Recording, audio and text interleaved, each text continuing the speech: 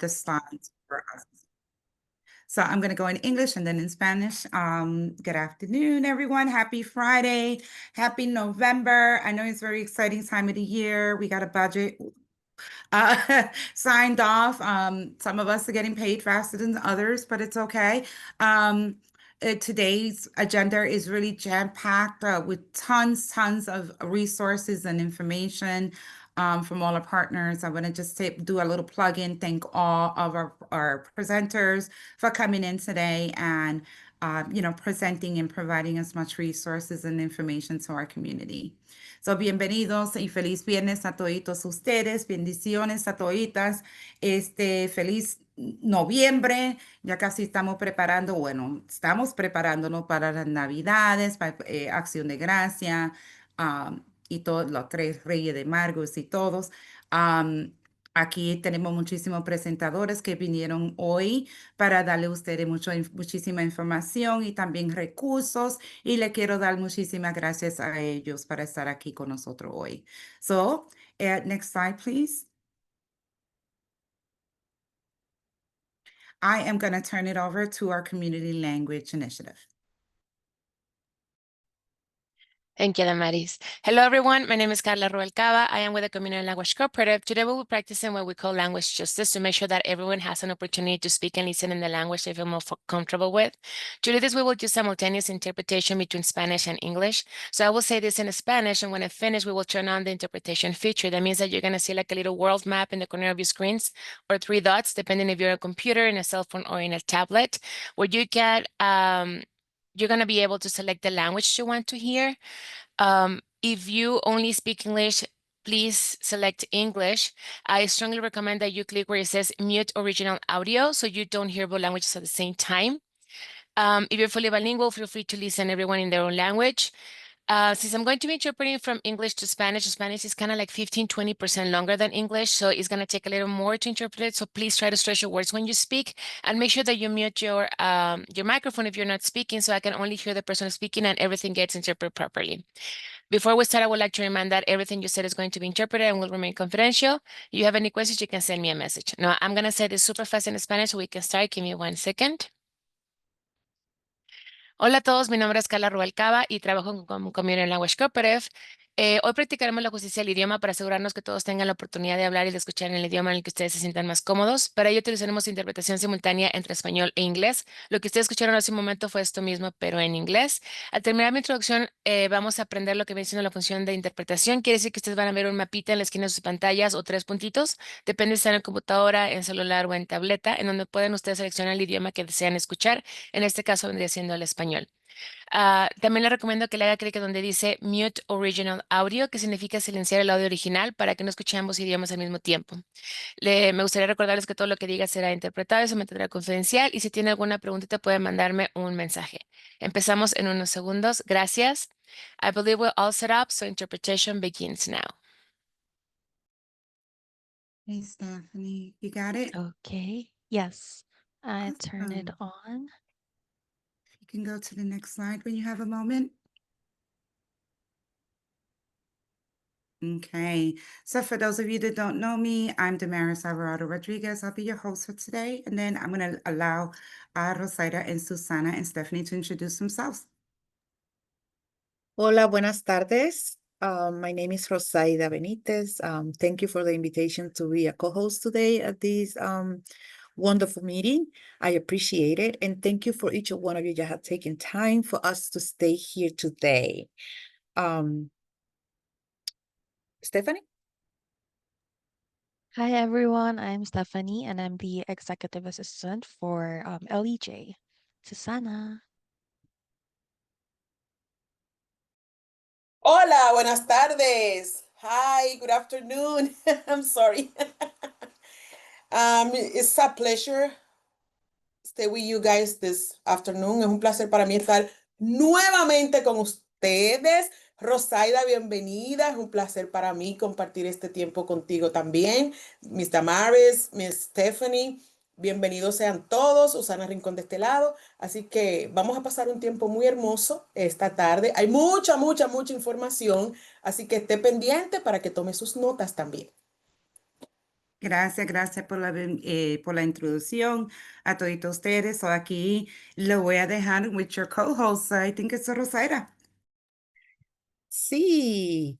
So we're going to go over the housekeeping rules. Yeah, our friend from the translation company already explained how to use it.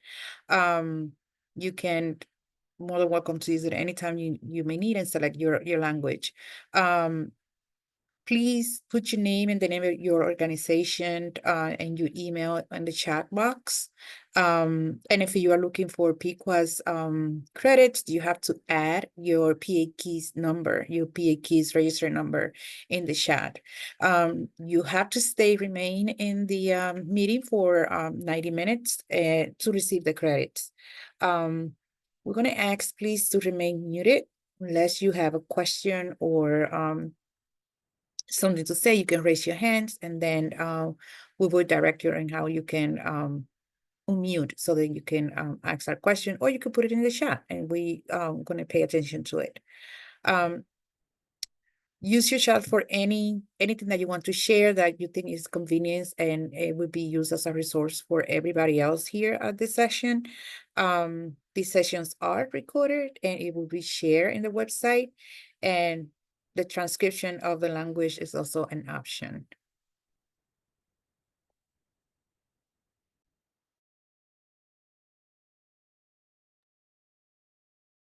Muchas gracias, Rosaida. Muchas gracias. Recuerden todas las instrucciones que acaba de dar Rosaida. Ustedes las recibieron en español. Así que vamos a continuar. And this moment, I want to introduce Carrie Lee. She's a PHL Pre-K contracts manager, and she is here to give us a lot of information. Carrie? Great. Thank you so much for having me today. I'm going to drop something in the chat. So I am here joining the meeting to just let you all know that the PHL Pre-K application for new provider locations is open for the next school year. So first, if we could go to the next slide. So just to tell you a little bit about PHL Pre-K, our mission is to increase access to quality early learning by offering free pre-kindergarten programs to children regardless of their family's income. Next slide. Just a little bit about our history. So PHL Pre-K launched in January of 2027 and is funded by the Philadelphia Bread Bridge Tax. We started with free preschool to 2,000 students at 89 locations across the city.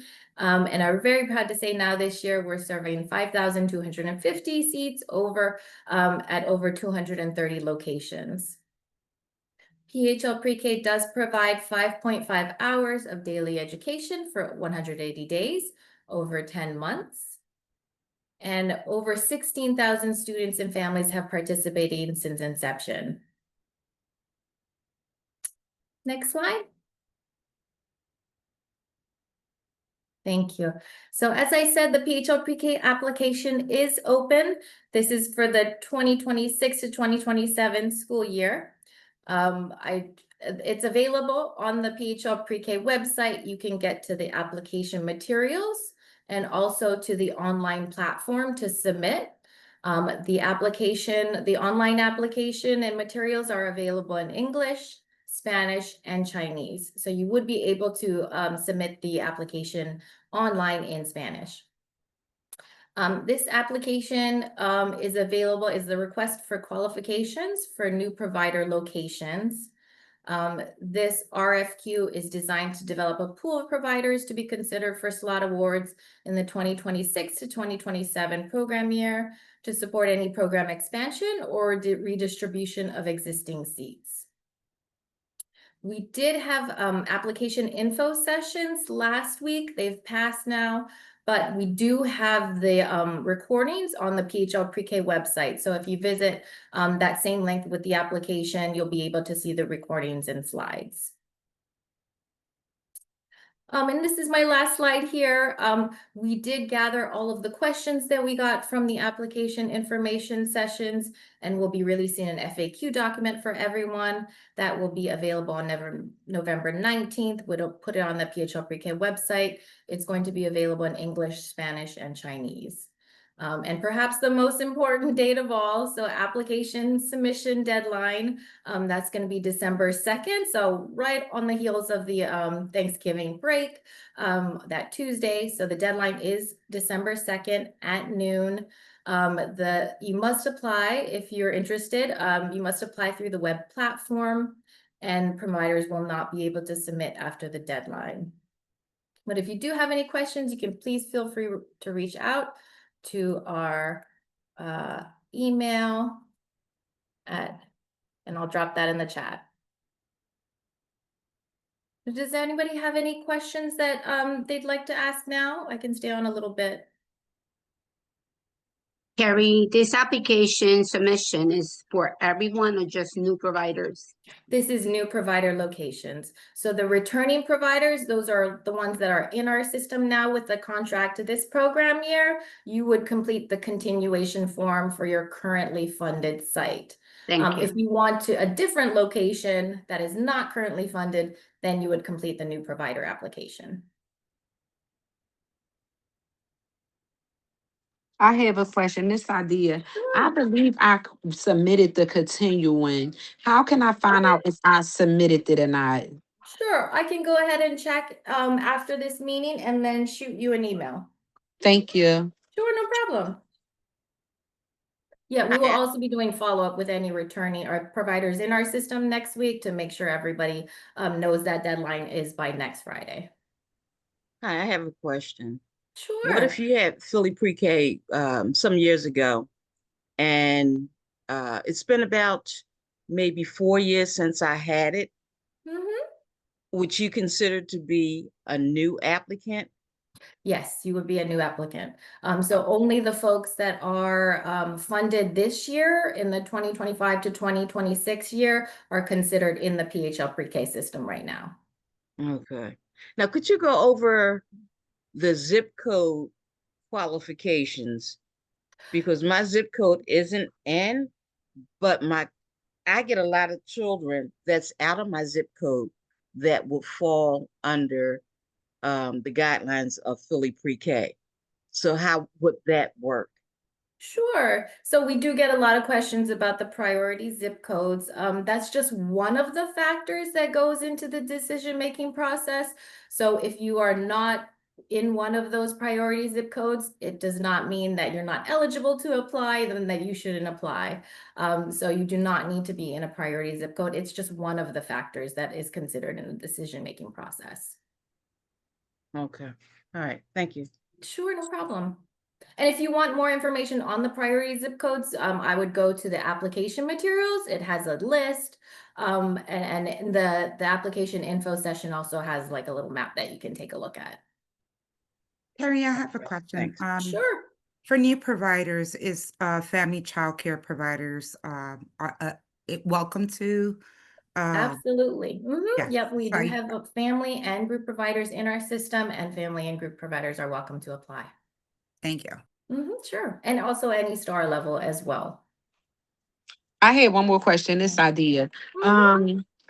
If you know how when y'all sent out the thing about if you wanted to apply for more slots, if you wanted to get approved for more slots, like for Sure, this, yeah. for this year, I did submit a request to add one more slot only because I know I had the space in my waiting list. My waiting list was like 12 kids one year. No, thank you so much for filling that. That was just an assessment of who might have the capacity to take on new seats. We don't have any at the moment. We don't have any unallocated seats. But if any should become available, then we will have your recorded request. Okay, thank you. Sure, no problem. Good afternoon. I have a question. My name is Sure. Deidre. I know that I need to apply again for the next school year, but I got an email, from last time. I didn't get any slots, but it said that I was pre-qualified and on a waiting list. So does that hold any weight going, if I apply it again for next school year? You do have to complete the new provider application still. I mean, we do take that into consideration that you were on the pre-qualified list before. Okay. All right. Thank you. Sure.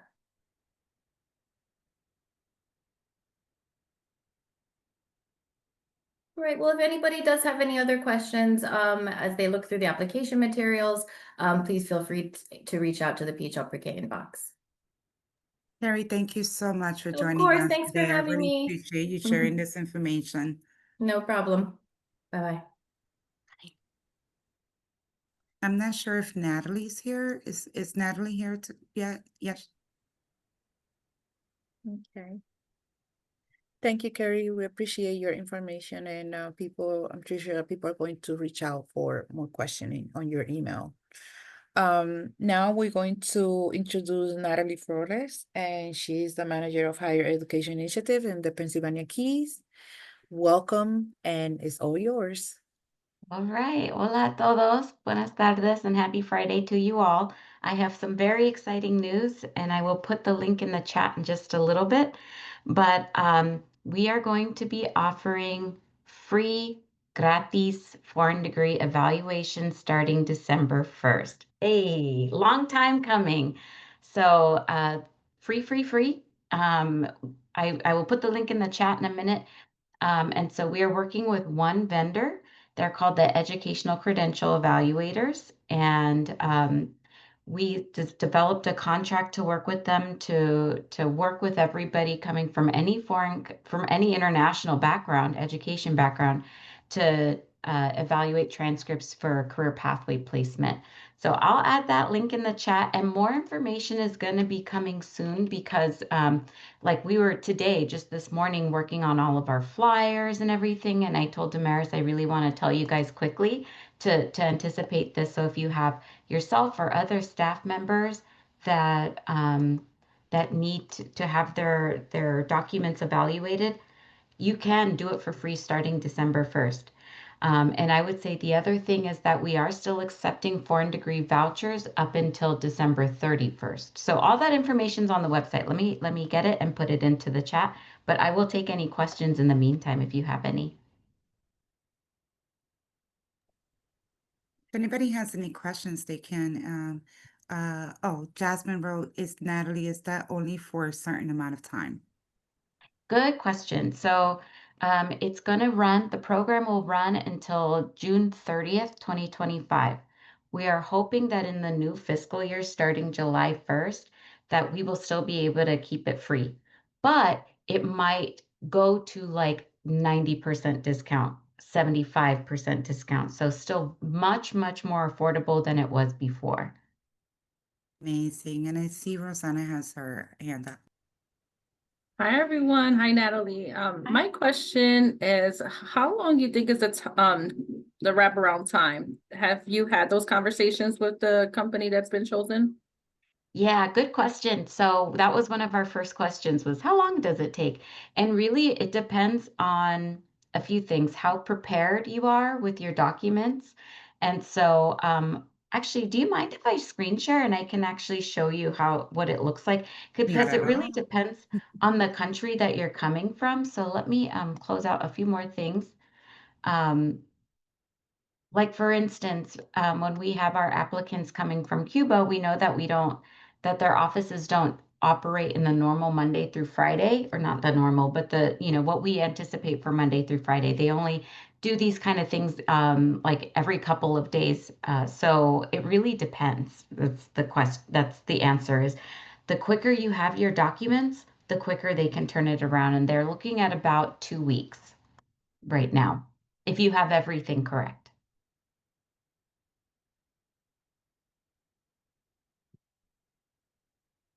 All right, so this is the website, and again, we're going to be sending out some flyers next week. I'm just going to put that in the chat right now. And so two big things you need to know is it starts December 1st, so you won't be able to do it beforehand. And then the voucher process is still going to move forward until December 31st. So if you or a staff person was like, dang, I already did an evaluation, I'm still trying to get paid my reimbursement for that, we will still honor the reimbursements until December 31st. So what's nice about this is that you will be able to pick from your general report. A general report is good for high school diplomas, GEDs, or other equivalents. And the course by course report is if you have any college education outside of the US, any kind. You don't need your degree first. If you took 6 credits somewhere, we want to see them. And so this really it is as easy as 1, 2, 3. First, you'll want to confirm what you need. Do you want to get just a general or a high school report or a course by course report, which is the college coursework report? And then this is what I wanted to show Rosanna, the documentation requirements. So what's nice about this vendor is that you can say, all right, here's where I studied. And we can, let's say Argentina, we'll go there. And then they'll tell you exactly what you need for high school and anything outside of high school. That those are the things they're expecting. Now we understand that things happen, right? Like hurricanes damage our institutions of higher ed, the infrastructure becomes compromised. And so what's nice is that they have a really strong customer service and you can chat with them at any time or contact them and say, "Hey, here's my problem. I can't get in touch with my high school. What should I do?" And then they direct you to the next thing. So let's see. I think there was a question on the chat. I think you answered that when los títulos universitarios es solo para educación o cualquier carrera. And I think Cualquier. it's cualquiera, right? And then there was another question in the chat to see los títulos universitarios es solo para, no. I read that one, sorry. I saw one and it just, preguntan, ¿sería solo para los que tienen más estrellas en PA keys or for everyone? Everyone. Para todos. Para todos. And all you need is your registry ID. So when we launch the website right now, it's not going to work because it starts December 1st. When you're ready to apply, you'll create an account here. And again, it's going to work on December 1st. It doesn't work right now. But you'll need your registry ID with your name, your email, other information that they request from you. Perfect. And I have Cynthia and then Rosaira. Hi, mi pregunta era, so para nosotros, yo soy de Puerto Rico, para nosotros que estudiamos en Puerto Rico, a veces nos requieren que nos translate el título o el high school. ¿Eso también nos ayuda a nosotros? I'm glad you asked that question, Cynthia, because me and Damaris had a long talk about this with Octel on Wednesday. Right. Stay tuned for more information because there might be a change for Puerto Rico and all the other U.S. territories. There might be a change in that evaluation process, but you can still, if you went to school in Puerto Rico, you can still submit through here and it's still free for you. But there are conversations right now happening around how we acknowledge U.S. territories on the career pathway without evaluation. Nothing has happened quite yet, but we're talking about that a lot. All right, thank you so much. Thank you, Cynthia. I have Rosaira and then Susana, and then we're good. Gutierrez, guys. Sí, yo tenía una pregunta. This is only for people who are registered under the PA keys, right? Yes. So, but if you have a new staff person, let's say, right? And you're like, okay, I need you to set up your free PA Keys account. You need to just be a registry member. You don't have to be on the pathway yet. You just need your member ID, and that gets you through to get your evaluation. Okay, thank you. And the other question is that can you repeat the dates that you gave out? The December 1st is going to start, and you guys are going to be giving out budget vouchers until the 31st of December. And that's and that up here. And the June 30th, what was the meaning of that date? The meeting, well, we're hopeful that we can continue to make this free in the next fiscal year, but if anything, it might change to instead of free, like 90% or 75% discount in the next year. So as of right now, we know for sure you can get this for free until June 30th. 2026. Okay, thank you. Then we have Susanna, I work with Susanna closely, so she probably has something that I missed. What would you like to share, Susanna? Hi, I'm Susanna. I work for the PA Key as well. I did want to touch base about Cynthia's question about the transcripts from Puerto Rico. So currently we do evaluate those, like if they were US, because they are part of the US territory. The only thing is that sometimes people will send them to me because they will be all in Spanish. So I will be the one to verify all the Spanish courses. But as far as I know, we still accept them and we don't need a formal evaluation of them. If people choose to translate them, that's completely up to them if it makes it easier. But unless that changes, Natalie, which it could change, as of now, we still do take the transcripts from Puerto Rico. Yeah, I know we evaluate them. I think sometimes we do need to ask for, well, before Susanna was hired, we did need to ask for them to be translated for us, and we didn't have anyone to do that. But now we have Susanna. Yay, Susanna. And there's only one of her. I'm hoping to get more of her too. Thank you, Susanna. But my my follow-up question with this would be like my situation. I'm trying to get my transcripts from Puerto Rico. It's hard for me to not find the time to go there. It's just to find somebody that wants to send them over, because you call your college or your high school over there and they don't answer, and then they tell you like you have to go through all these hoops and loops just to get these, and then in the end of the day is they make it very hard for us. Yeah, Cynthia, you're not the only person who feels that way. There's a lot of countries that, again, whether it's their infrastructure, if they're experiencing a crisis, we have a lot of our refugees from Ukraine that are like, who am I supposed to call? My school is gone. Like, what do I do? And so, at a minimum, you can definitely still reach out to the educational credential evaluators and say, I'm having a hard time locating my documents. The school that I work with is not being responsive. What do I do now? And they actually have people who specialize in different parts of the different parts of the world, but specifically certain countries that can tell you where you need to go, who you need to talk to. That's the Right. part that takes the longest, to go back to Rosana's question. That's the part that takes the longest sometimes. Yeah, my situation, I was going to Esperanza College and they put my account on hold because I can't get a copy of my high school transcript, where I do have college transcript that I send them, and I just don't have my high school. So that is giving me right now, I had to pause my education because of that situation Your education with a different college or within the career pathway? with a different college because Oh, of my high school transcripts. that's terrible. I'm sorry. Yeah, we're gonna do what we can to accept what you have and put it on the career pathway. But yeah, institutions of higher ed are very picky about what they accept. That's for sure. Thank you, Cynthia, and thank you, Natalie, and thank you, Susanna, for all the work that you guys are doing, for coming in to share this gold nuggets, great news. Esta noticia que es muy importante y especialmente en estos tiempos, ¿verdad? Si pueden a usar ese dinero para otras cosas más importantes. No es que ustedes no son importantes, pero más importantes, ¿verdad?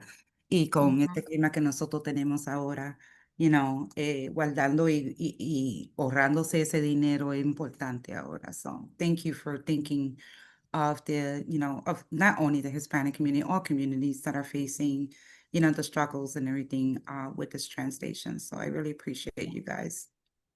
I know, Absolutely. can I share that you'll be back in January, or you want to share that?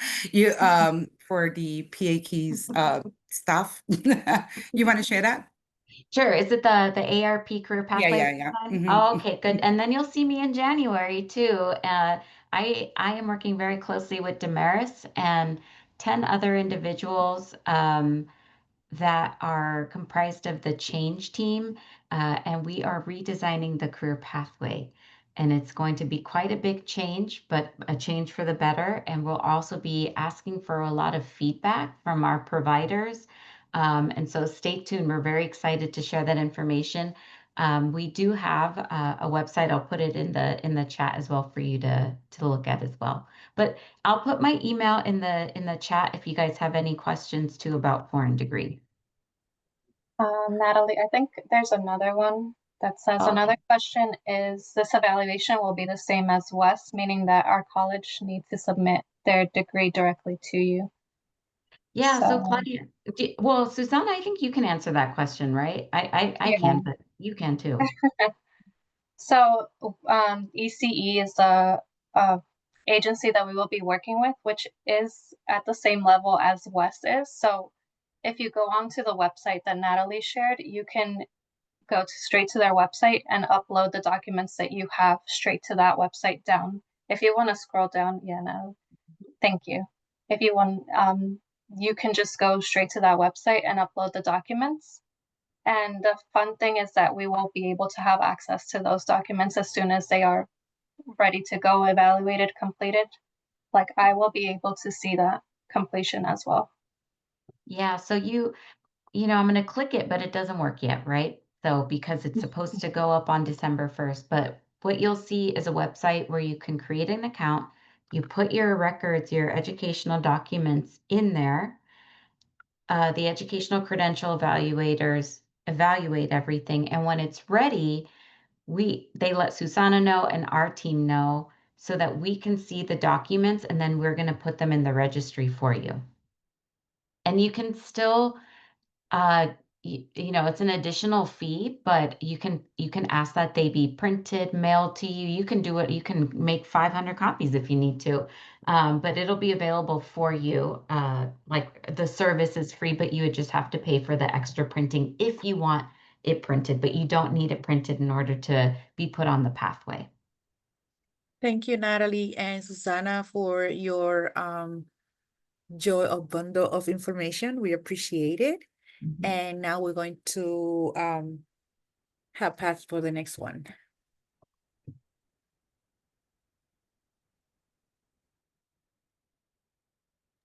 Susana. Hola a todos, ¿cómo están? Espero que estén bien. Mi nombre es Rosana Matos y traigo información relativa a la organización First Up. Primero que nada, quiero decirle gracias a las tantas personas que se decidieron de quedar sus puertas abiertas para el siglo de votar, para el último de las elecciones. Ahí ven algunas caritas, algunos retratos que me llegaron de su sonrisa y la oportunidad de tener sus puertas abiertas para que los padres puedan salir a votar. También quiero darle las gracias a todos los que están en esta llamada por ser tan buen defensores, por ser tan buen educadores y realmente hemos logrado algo muy importante y creo que de eso es donde va a venir nuestras actualizaciones de presupuesto, que es el próximo slide.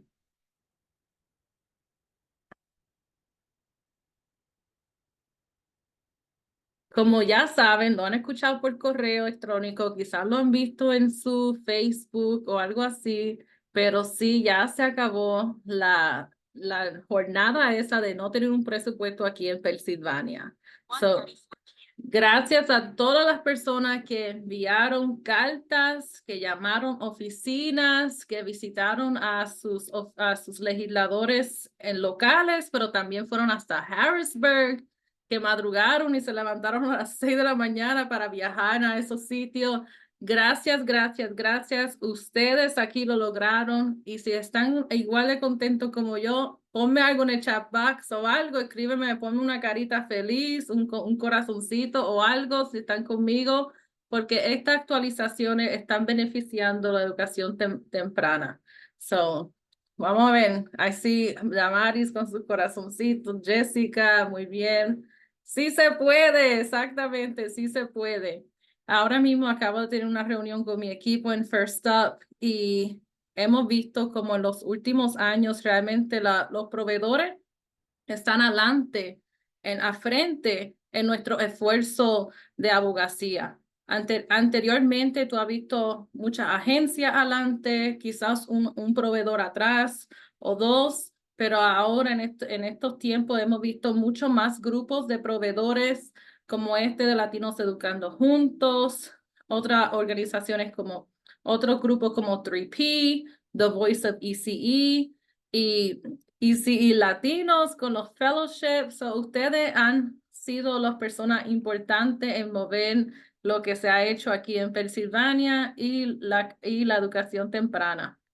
So, se acabó la espera del presupuesto. Tenemos uno y voy a decir algunas cosas que hemos visto como logros. So, pre-K counts, aquellas personas que tienen pre-K counts en su programa, ha habido un aumento de And I'm so fondos. sorry. I didn't mean to Sí. interrupt you.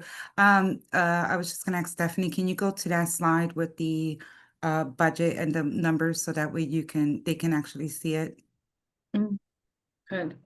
Yes, good. There's a slide. Yeah, we added a slide towards the end, but that's fine. I'll have Stephanie share so that way they can actually see it. Okay, muy bien.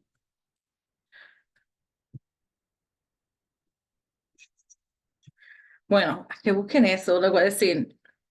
No quiero decir la gran noticia, lo primero, lo que es nuevo. O quizás sí, vamos a hacer lo que ya que está ahí. Lo nuevo es que se ha puesto una línea nueva, unas palabras nuevas en el presupuesto que antes no estaban ahí. Y por decirte más, aquí lo dice arriba, hace 20 años no han puesto algo nuevo en un presupuesto para la educación temprana. 20 años, 2 décadas, ¿verdad? Eso es bien significativo y eso es realmente 2 años atrás cuando yo comencé, 2 o 3 años atrás cuando comencé este trabajo y vi este tipo de trabajo y vi que en el presupuesto tanto que luché y tantas personas con quien hablé, no se logró nada, yo estuve llorando mucho. Pero esta vez yo estaba con mis lagrimitas, pero eran de contenta porque por fin veo que hay algo. No es lo que hemos pedido, lo que pedimos anteriormente, es el número grande, ¿verdad? Pero es algo y hay algo ahora que podemos continuar peleando para que siga aumentando fondo en esa área. Los 25 millones que se añadieron nuevos son para el reclutamiento, pero también la retención de maestros. Conocemos que algunas de las personas de llamada quizás no trabajan con más empleados, son únicos, ¿verdad? Entonces, eso es una porción de dinero que puedes usarlo tú para tu programa, para ti. ¿Y qué significa los 25 millones? Si tú los rompes, ahora mismo serían más o menos como 450 por maestro. Muchas personas dirían, no, eso no es nada, porque ¿qué yo voy a hacer con eso? Eso no me da ni para la luz. Pero guess what? Eso es algo significativo quizás para una persona que realmente lo necesitaría. Ahora, también otro bien logro fue la intervención temprana. Ahora tenemos mucho más fondos para la intervención temprana. Creo que fue un total como de 41 millones entre niños pequeños y preescolar. Entonces, intervención temprana lo que significa eso es que vamos a poder tener más personas en esos cargos para que la ayuda a la familia, a los niños puedan llegar más rápido, para que los servicios no se atrasen, para que los servicios se hagan acuerdo a las evaluaciones, que sean todo lo que necesita el niño y no solamente algunos de los soportes que se recomendaron. Pueden ver ahí un listado diferente, muchas cosas, pero lo que quiero es decirle que muchas gracias a todos ustedes, a los líderes de la abogacía, que Damaris, estoy mirando a ti, que cuando te llamé, y tú estabas en Harrisburg, creo que cuando pasó eso, y estábamos muy contentos, muy contentos. No sé si Damari quiere decir algo sobre eso porque she's our advocate. No, I'm just happy. Estoy muy contenta que nosotros ya tenemos un budget. Hay más gente, legisladores que están pendientes de nosotros. Es pequeño, pero es algo grande. Y eso Ujú. pasó porque todos ustedes están presentes, porque todos ustedes fueron para Harrisburg, fueron también para Washington, D.C. Cuando nosotros hicimos Washington, D.C., ese es entre más nosotros estamos juntos, ¿verdad? Y abocando juntos y alzando nuestras voces, es cuando nosotros podemos celebrar estas cosas. Es pequeño, pero es grande. Muy Felicidades a todos grande. ustedes. Ok, creo que van a regresar quizás a los otros slides que estuvimos anteriormente, pero tomo un momento también para decirle gracias a las personas que están detrás de la cámara aquí ayudando en LEJ. Gracias, Stephanie, a nuestro co-host Susana, Rosaida, ¿quién más vi ahí? Cintia. Cintia, Um, Marisa, sí, ay, todita ustedes, porque ustedes, todos ustedes. ya todita ustedes. Bye. Ok. Entonces, para nosotros poder tener en nuestro presupuesto números que son realmente reflejados a los servicios que tú estás dando, tenemos que ver que los proveedores den la información de su programa y cómo vamos a conectar esto. Ahora mismo Acto tiene el Market Rate Survey y en esta encuesta se está midiendo lo que es los costos tuyos como programa, pero no los costos tuyos como con subsidio, pero los costos tuyos si fuera un día normal, ¿verdad? Si tú tuviese un estudiante en su programa, quizá que sea costo privado o paga privada. Esto es un survey que queremos que todos lo llenen. Creo que la última vez que miré habían como 3,000 personas, 4,000 personas que lo habían llenado. Si no lo han llenado todavía, aún tienes tiempo. Es hasta el 8 de diciembre. Ahí tiene ese enlace, pero me imagino también lo han visto en su correo electrónico. Por favor, saquen el momento de hacerlo. La encuesta está en inglés y español.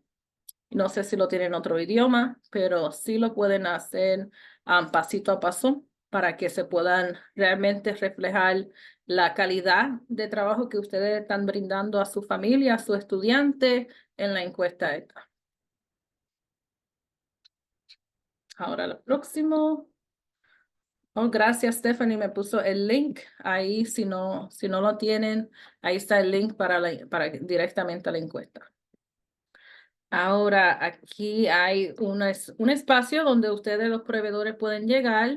Es una reunión así virtual como esta, la de LEJ, pero un poco más informal, una oportunidad para que vengan con preguntas o recursos y compartan con otras personas. Es como, ¿cómo se dice? Micrófono abierto para que así las personas que entran puedan participar todos, pueden hablar, si quieren entrar solamente para escuchar y recoger alguna información. Lo pueden hacer también. Esta reunión es en español porque es dirigida para los proveedores que su preferencia es español. La próxima sería el jueves de la semana que entra. Y en esta reunión que se hace mensual, no grabamos nada, todo es confidencial y tratamos de que realmente sea de provecho para ustedes. Eso es 1 hora, de 1 a 2. Espero un nombrecito que veo en esta lista aquí de participantes que lleguen a la reunión, que hace tiempo no lo han visto. Ven, por favor, a la próxima reunión. Y gracias, Stephanie, por poner ese link en el chat box también para que se registren y pueden ver las próximas fechas. Hay una para diciembre, enero y más. La próxima semana también vamos a tener una sesión informativa. Sería el martes 18 a las 1 de la tarde para aquellas personas que están interesadas en formar parte del grupo de abogacía del ECE Fellowship. Aquí pueden ver una imagen de las participantes de el segundo año, que fue al principio de este año que participaron. Si están aquí en la llamada, ponme algo en el chat box, saludan. Pero el fellowship se trata de un grupo de personas que realmente buscan hacer cambio dentro de su programa, dentro de su comunidad. Ya veo, algunas personas ya han participado de la sesión informativa, no tienen que participar nuevamente, pero si conocen a alguien que realmente se aprovecharía de una oportunidad como esta, por favor, darle la información para que lleguen y escuchen información de cómo pueden hacer su abogacía llegar a más. Hi.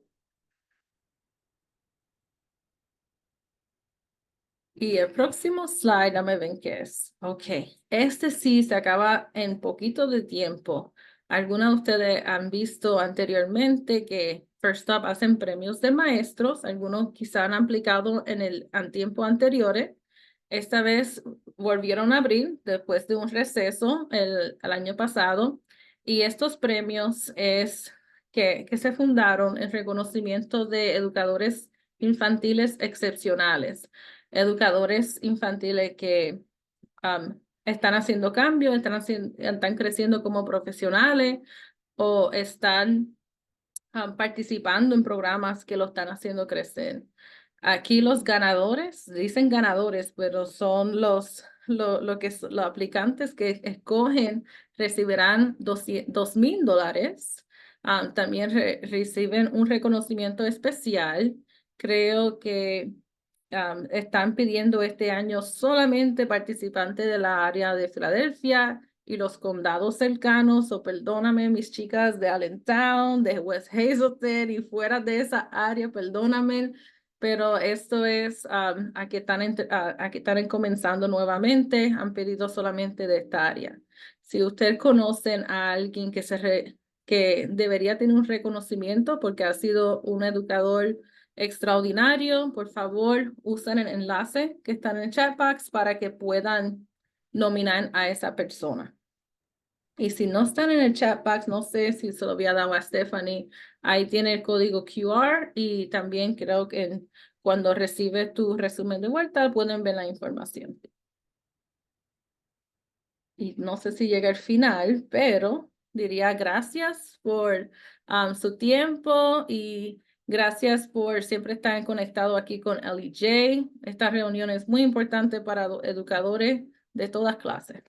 Muchas Gracias, gracias, Damaris. Rosana. Gracias por toda esa información. All those shout outs. Love your face always. I love your partnership and your collaboration. So thank you so much for everything you do. I saw you got a little emotional there, and I know you. I know how exciting and how much hard work you do there. So I appreciate you. All right, we Thank are going to introduce Isaiah Thomas. I'm sorry, Zach McGrath. Isaiah Thomas from Isaiah Thomas's office. Council member Isaiah Thomas's office. I'm sorry, Isaiah. Zach. I'm so confused right now. Zach. Zach. There you go. Is Zach here? Stephanie, I just Yes, want to make sure he's here. Hi, Zach. My apologies. no problem at all. I All right. appreciate the promotion to council member. No, I'm just joking around. Hey, call it into existence. All right, here we go. Okay, thank you so much for handing it over, and thank you so much for the opportunity to come and speak today. My name is Zach McGrath, and I am a legislative staffer for Councilmember Isaiah Thomas. He is an at-large council member on the Philadelphia City Council, and he is also the chair of the Education Committee. And I'm here to talk today about one of his pieces of legislation that's currently was introduced last month to the city council, and it is a 50% reduction for BERT, which is the business income and receipts tax, and that is the city tax that is levied on businesses. And our piece of legislation would reduce that tax by 50% for child care providers in the city of Philadelphia. We came up with this legislation after hearing from members of the child care community that they were concerned about the end of the $100,000 small business tax exemption to BERT. So, using our perch on the education committee, being aware of this, we moved to provide some tax relief in light of this new circumstance.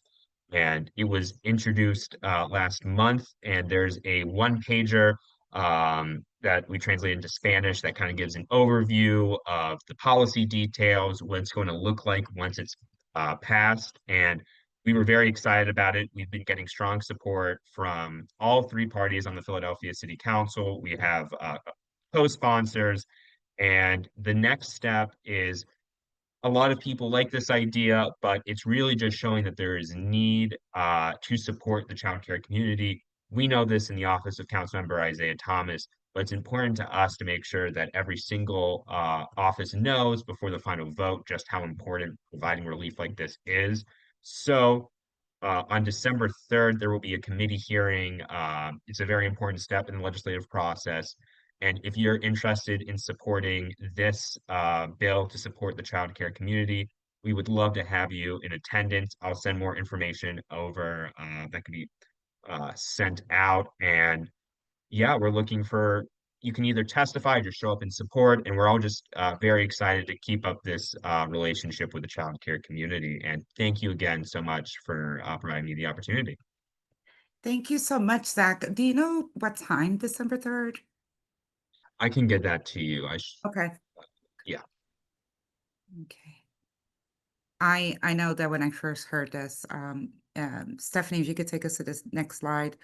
I was really excited about it because I know that as a business owner, uh, this would definitely, I mean, this was my what I sent over to you guys as my testimony, but it's an investment, right? It's an investment to the early child care field. And as well as reducing, the monies and paying 50% off of that, we can utilize those fundings back into our business. So I think that that is pretty amazing. So if anybody is on the call and you want to join me, because I will be there December 3rd, definitely. And I would love to also, yes, it brings respect to the field. Absolutely. I think that this is a very important, so maybe we could just do a little caravan into Center City together, but definitely come and join me. Come and join me to really, advocate for this. I think this is really important. This is a huge, huge thing for us. Okay, so I'm hoping that you guys can, we can go as a big, large group and advocate for this. So thank you, Zach. No Did you problem have at all. It's something been my else to privilege. say? Oh, No, I okay. was just saying it's been my privilege. Thank you so much. All right. Thank you so much. I appreciate you being here and sharing this also amazing news for us. All right. Thank you. So, go ahead. You got it? Okay. I'm going to. Thank you so much. And now we're going to go with Erica Cisnero, which is the Star Quality Coach, and she has some information for us. Hello, I'm Erica Cisneros. I'm a Keystone Stars Quality Coach for Region 14, which is up like Lehigh and Northampton County. That's my contact information if anyone needs to get in touch with me. This for our region, I think throughout the state, the CQI award acceptance letters are due before, like on or before December 1st. So if those are still outstanding, complete those and send those in to your ELRC.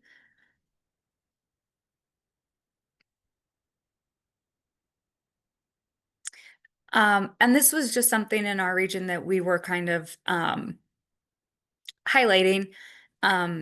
There's some free trainings on inclusion and IEPs and IFSPs and working with families. So these are definitely something to check out if you need the trainings.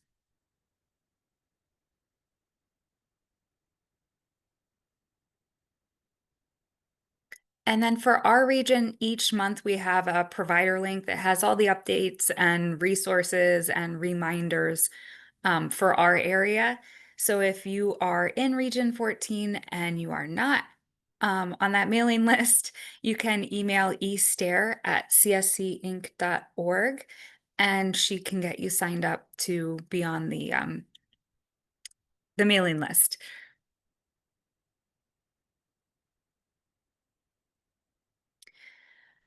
There is a Strengthening Business Practices series for childcare programs that usually runs each year. And I just wanted to highlight this. There are some that are upcoming. At the bottom, they have the family-based modules. I believe previously they had run them in Spanish sometimes. I haven't seen that recently. But I feel like that's something we could probably give some feedback about, if there's enough interest.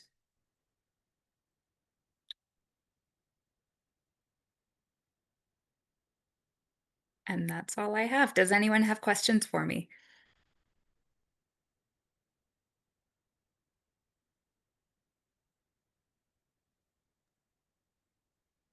Thank you so much, Erika. Is somebody have a question? Please write in the chat box and Erika will be there for you guys. Now I want to introduce Gladys Leon, Keystone Star Quality Coach. Hi, Gladys. Hola, gracias Susana. Buenas tardes a todos y a todas. Bienvenidos a la LEJ Meeting de Damaris Alvarados. Gracias por estar aquí y gracias a todos los proveedores que respondieron, mis proveedores, mi grupo. Y mi nombre es Gladys León, soy la Star Quality Coach del Early Learning Resource Center, región 18 de Filadelfia.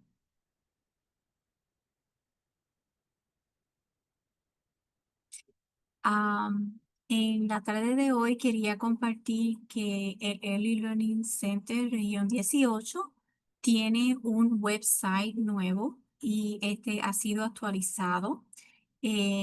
Usted puede visitar el website nuevo de nosotros y como ven aquí en la foto que puse ahí, puede obtener la información en español y hacer enfoque en el área de Filadelfia.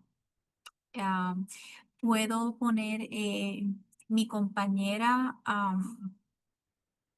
Jasmine Aguste está también aquí. Le pedí a ella que por favor pusiera en el chat este enlace para que usted pueda tener acceso a la página web del Early Learning Center Región 18. Próximo, por favor. En adición a eso, también tienen un boletín informativo que también está disponible en español. El boletín informativo es lo que también le llaman el newsletter en inglés. Esto lo envía y usted se debe suscribir para usted poder recibir esta información del condado de Filadelfia, de Early Learning Resource Center. Son dos cosas, la página de web y también lo nuevo está el boletín informativo para todos los proveedores de Filadelfia. Y también para sus familias también pueden tener acceso a esto, no solamente para los proveedores. Algunas noticias de las estrellas y creo que también aquí en la llamada anteriormente había representación del PA y es que las trayectorias profesionales que se llaman en inglés el Career Pathway, hay un nuevo proceso de apelación, o sea que todas las personas que trabajan en la educación temprana y tienen una cuenta en el PD Registry, en el registro, necesitan tener una trayectoria profesional asignada basada en el nivel profesional que usted ha estudiado, que usted tiene para las estrellas 2, 3 y 4. Entonces, este nuevo sistema es como un sistema de ticket. Si usted necesita apelar su Career Pathway Level, digamos que usted tiene un grado asociado en educación temprana y le han puesto un nivel más bajo, digamos un entry level, pues usted puede apelar y hay un sistema de ticketing ticket y donde usted pone ese ticket y le envía un email directamente al personal de allá del PX. No sé si ellas todavía están en la llamada y quieren abarcar sobre esto.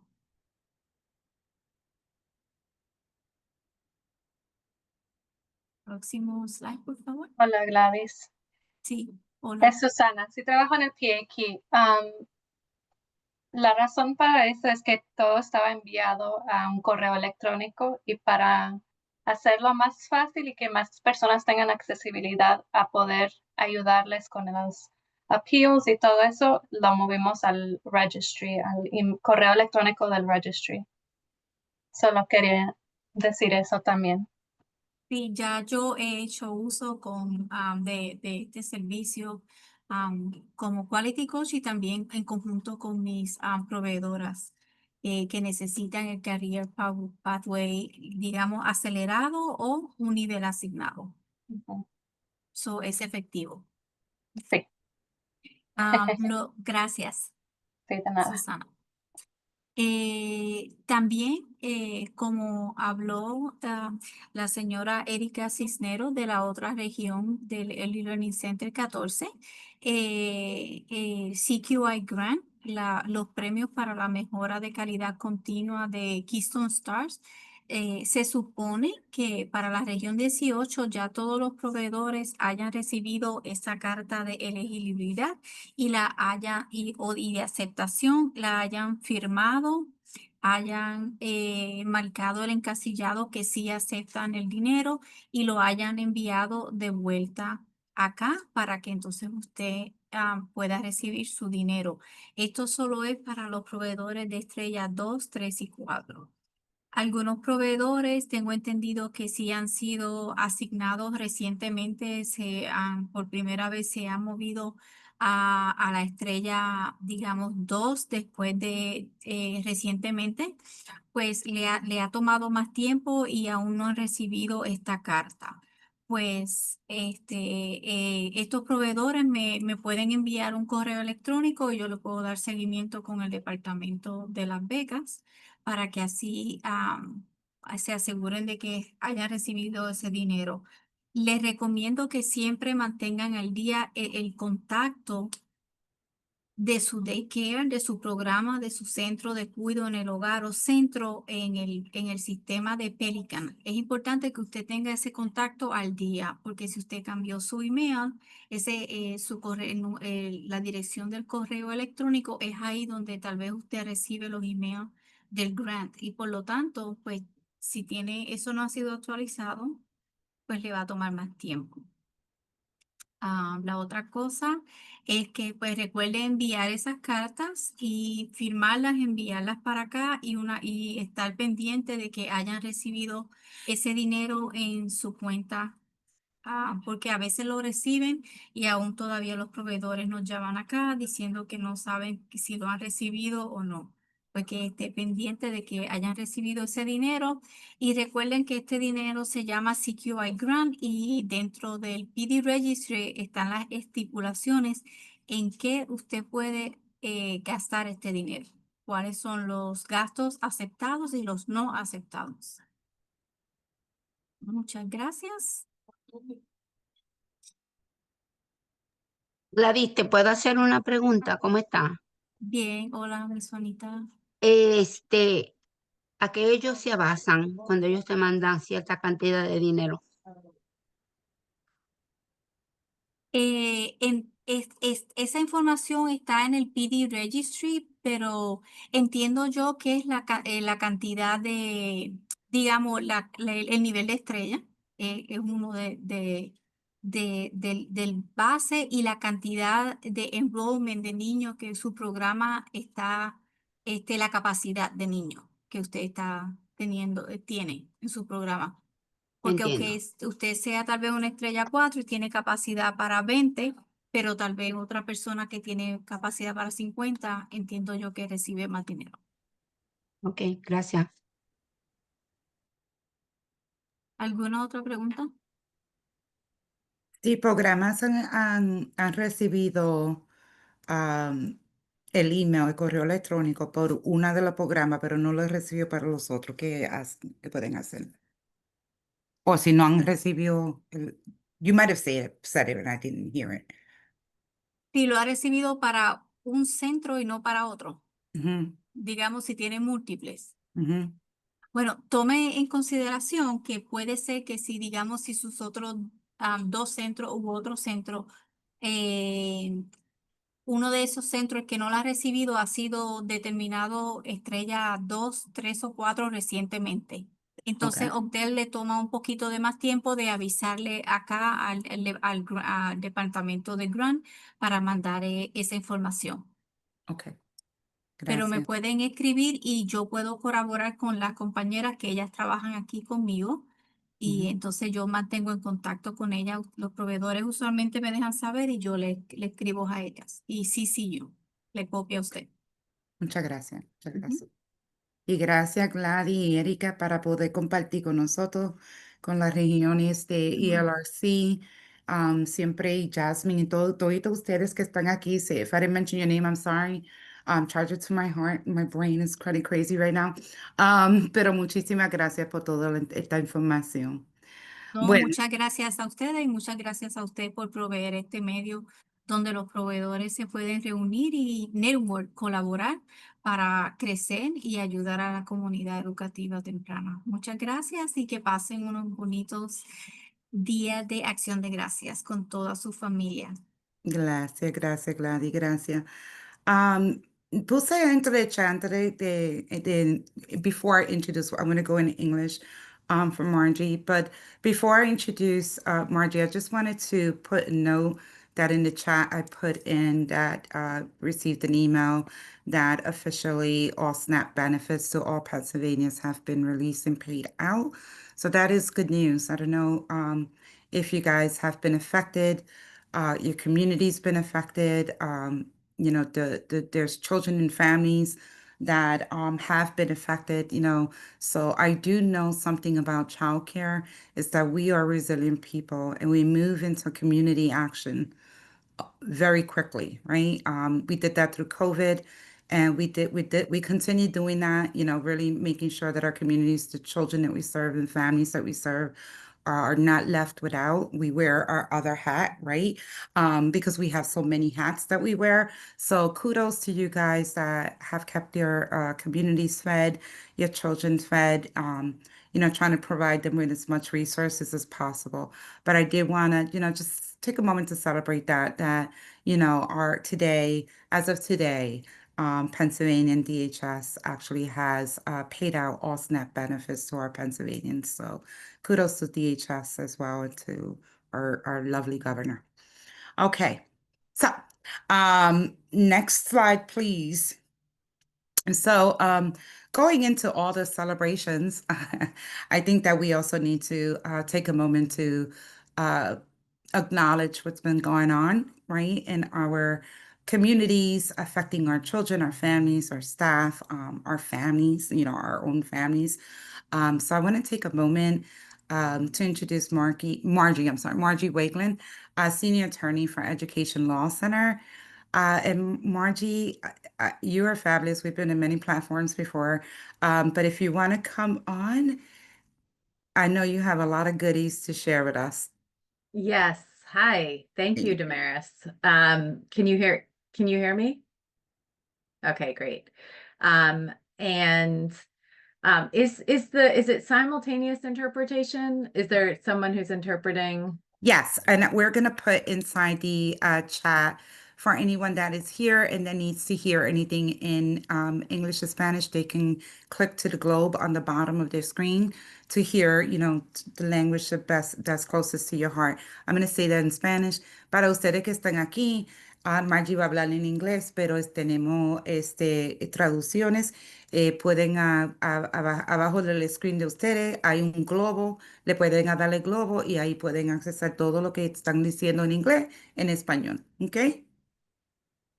Okay, thank you so much. And so, and also apologies that these slides are all in English, but I'll go through. And please let me know if you have any questions. We really appreciate the opportunity to come and speak to you today because of, as Damaris was saying, the significant concerns of that are facing our families who are immigrants. And I'm sure many of you heard the news of a teacher in an early learning center in Chicago that was removed from the center in Chicago and detained. And that was really traumatic for all involved with that, and really improper. And I know that she has been recently released, but we want to make sure that you all know your rights and what you can do to support the employees at your centers, but also the families who you work with. So Stephanie, are you the one who's advancing the slides? Great. And do I have, what is it, 15 minutes? Is that about right, or? Oh, you got have 20 about minutes. about 15 to 20 minutes. Yeah, you'll be good in timing. Okay, great. All right, thank you. But let me know if there are any questions as we're going through. I am just before I get into we're going to be talking today about, again, how you can support families and your employees that are immigrants, and your rights and steps that you can take. I'm with the Education Law Center. We regularly hear from families, but also early learning teachers, directors, other people who have questions. So please feel free to reach out to the Education Law Center if you have questions coming up in the future. So let's go on to the next slide if we can. Great. So just so that you probably have a sense that the population in Pennsylvania we are a state that has many immigrants, and so 1 in 14 of residents in Pennsylvania is an immigrant, and about a little bit less than 20% is of that population is undocumented, and there are many children in Pennsylvania who are unaccompanied. And so just if we're looking at, in the thousands is the number that we're looking at. And that's a number that is not always the most reliable because of the data. Some people are scared to, come forward. But can we go on to the next slide? Thank you. And in Philadelphia, again, we are a city that has a high amount of immigrants as well. So 15% of our 1.6 million residents are immigrants. And 30% of the immigrants in our entire state of Pennsylvania are concentrated in Montgomery, Chester, and Delaware counties. So all around many immigrants and many families that you work with, I'm sure, are composed of immigrants, and ones that we want to make sure that we know their rights and that we're protecting them as much as we can. Can we go on to the next slide?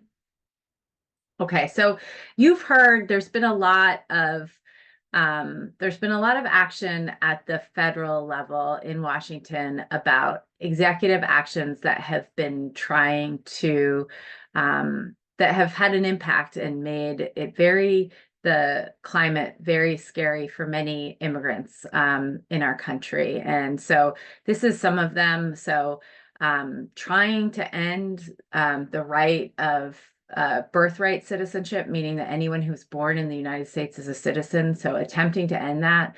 Executive actions are not laws. And the Constitution says that if you're born in the United States, that you are a citizen. So that's why we say attempting to end that. Ordering expedited removal, deporting people without a court order or a court hearing. Requiring all non-citizens to register and present fingerprints, ending humanitarian programs in countries where we know there are high levels of conditions that lead to families leaving because as refugees, and then threatening to funding cuts to any state or local government that attempts to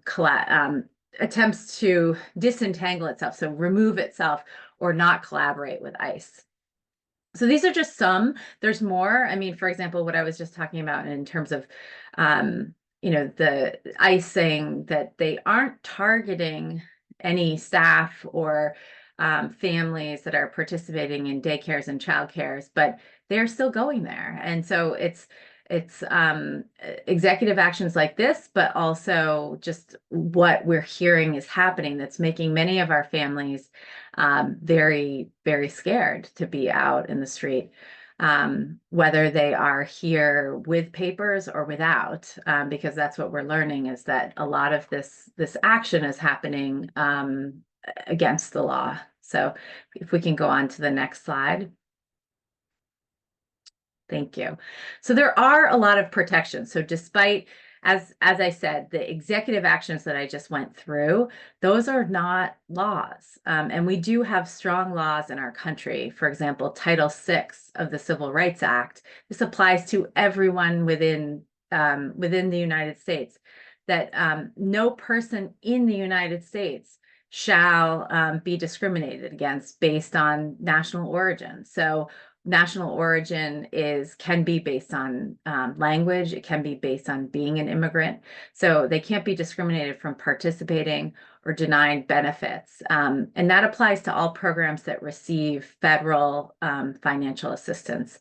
And we also have a strong state law, the Pennsylvania Human Relations Act. And that, again, prohibits discrimination based on race, color, national origin again. So can we go on to the next slide? Thank you, Stephanie. So we're going to talk about ICE enforcement. So what can happen, and in particular steps that you can take to ensure that you're protecting your staff and the children in your facility as much as possible. So you may have heard that in January of this year, a long-standing policy that had been in place for almost 15 years, which is called the Sensitive Locations or Protected Areas Policy, which said that ICE, the Department of Homeland Security, and ICE would refrain from taking action to remove people in certain, what we said, protected spaces. So that included schools, that included childcare centers, and that included hospitals and others. So that policy was rescinded, so it was removed. And it said, so basically the concern was that ICE would be going to schools, that it would be going to childcare facilities, going to hospitals where they knew that people would be, and taking them. And unfortunately, that concern has been realized. And so it's previously our childcare facilities and our schools, the leaders could sort of understand that there was a protected area policy that was in effect and not be concerned about their students or their staff being taken. And now we want to make sure that you know that there are other laws that exist, but that policy that ICE wouldn't come to those facilities is no longer in effect. But we do have the Fourth Amendment of the U.S. Constitution, which says that a warrant is required if you're going to go into a space where there's a reasonable expectation of privacy.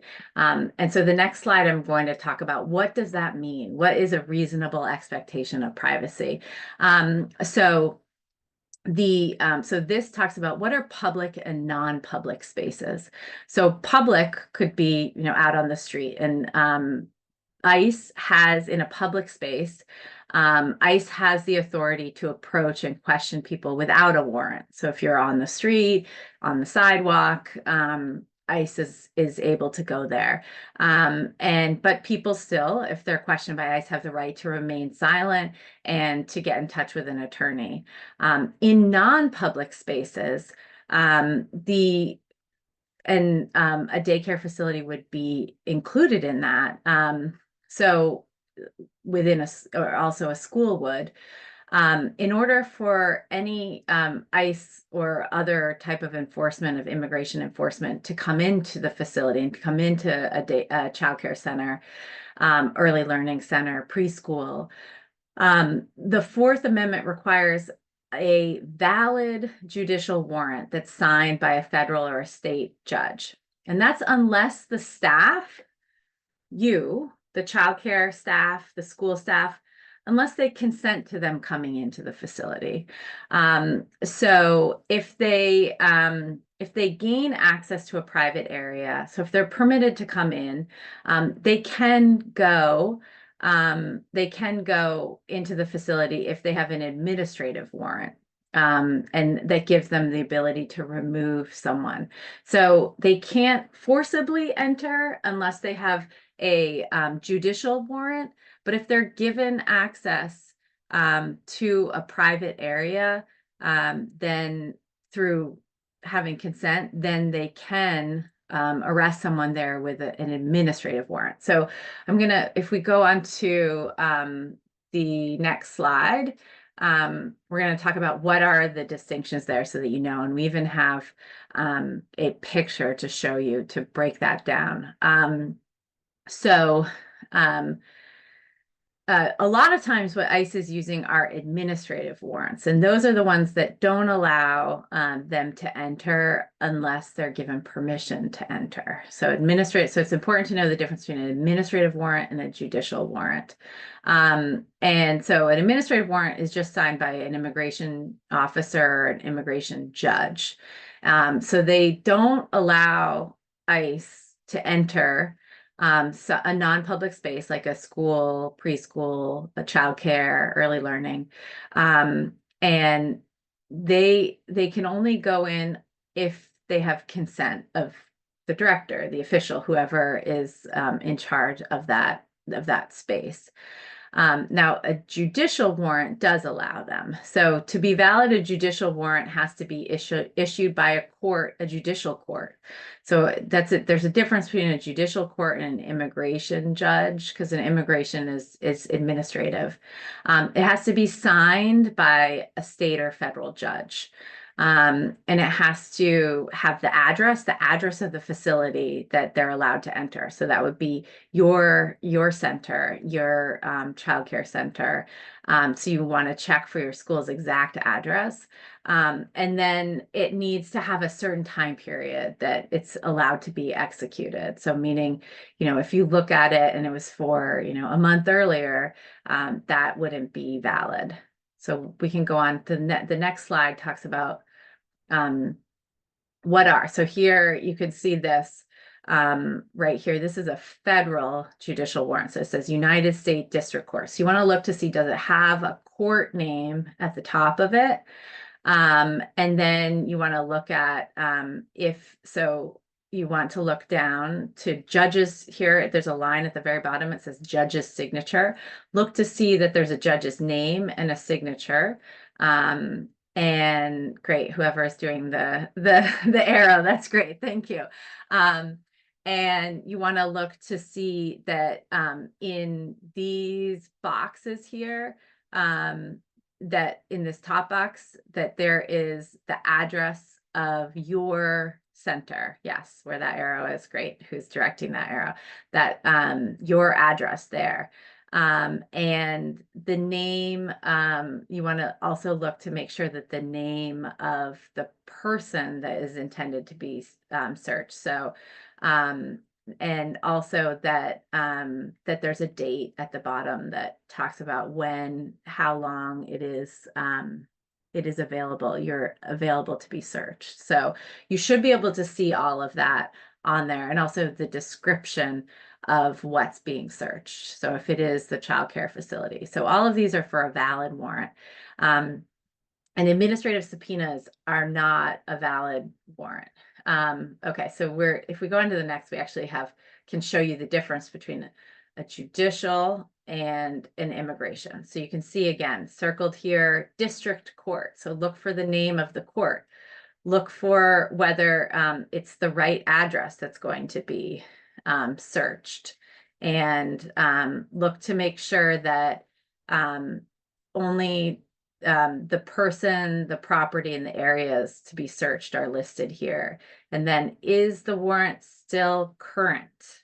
And then look to make sure that it's actually signed by a judge. So these are all helpful to distinguish. Now, on the other side, that's an immigration warrant. So this is the one that does not allow them, the one on the right side here, an immigration warrant, that doesn't allow them to enter your center without your consent, without you saying, yes, you can come in. And you have the right to say, no, you cannot, if they just have that warrant. And if they don't have a warrant at all, you certainly have the right to do that. And that's under the Fourth Amendment. That's your U.S. Constitution that says that. So in this, and these types of warrants, the immigration warrant that's here, these may be issued by an immigration administrator, an official, immigration official. It could be someone that is in here, it's circled as a immigration officer. It could be someone who's called an immigration judge. But again, look at the top, this isn't issued by a court. It's issued by the Department of Homeland Security. So you want to look to there, that this is not a court order here. And then if you see that it's, instead of signed by a judge, it's signed by an immigration officer or an immigration judge, that's a distinction there.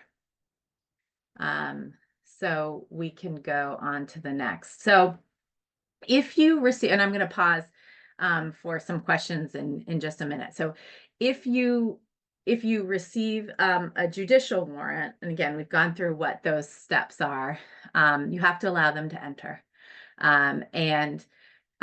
You should, now this is saying you should contact the parent of the child identified, or likely I'm thinking in an early learning center, hopefully they're not coming for children, but more likely it's staff. So if you have the contacts that you have for the staff in the emergency contacts, identify those people so that they know that ICE has come, and provide support for them in terms of what that information could be, and any information that about where they're taking the person who is going with ICE. We can go on to the next slide. Oh, so the next slide is about recommended protocol for you. So let me just go through a couple of these slides, and then we'll pause and be available for questions. So for you, the important thing is we want to make sure that you have steps in place in the hopefully less likely event that anyone from ICE comes to your center or facility.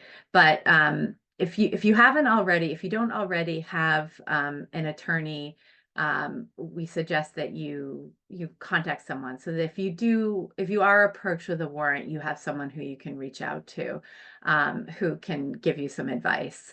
And if ICE agents come to the school, this is why an attorney is important. You can take those papers. You don't have to stand outside with them outside and review them outside. You can take them inside. You can tell them to wait outside. Again, don't allow them to come in until you've had a chance to determine if it is a judicial or an immigration warrant.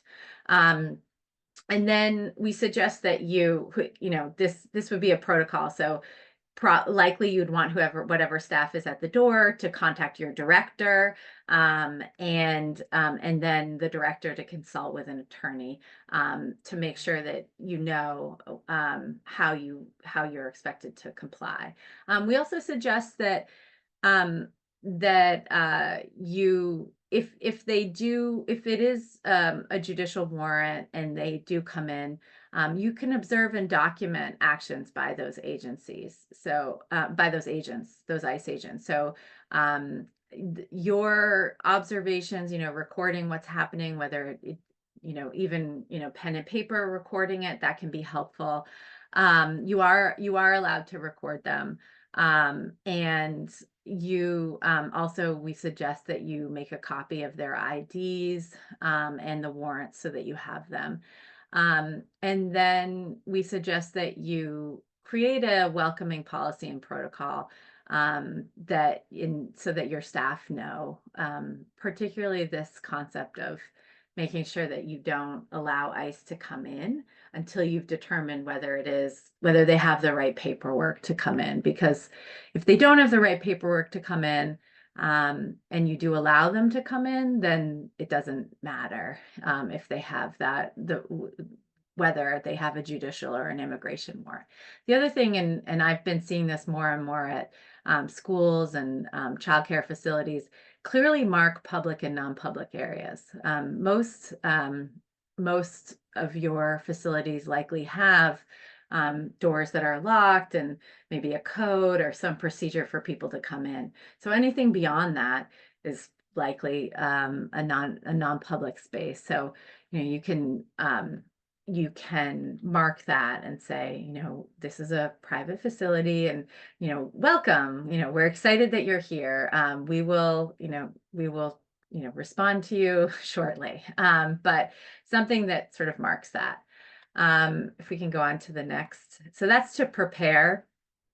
And making sure that you're communicating with your families and your staff, because what we have seen is that families are scared, employees are scared, and you may have seen this too, and it's leading to absences, work absences, student absences. So making sure that your families know and that your staff know that you have a plan in place. You have lots of rights, and we certainly in the United States do.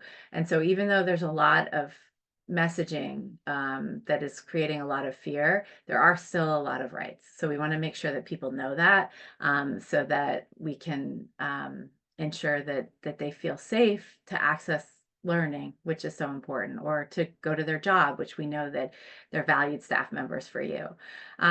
So speaking of, updating forms like emergency contacts, also for children, like who has permission to pick up the children.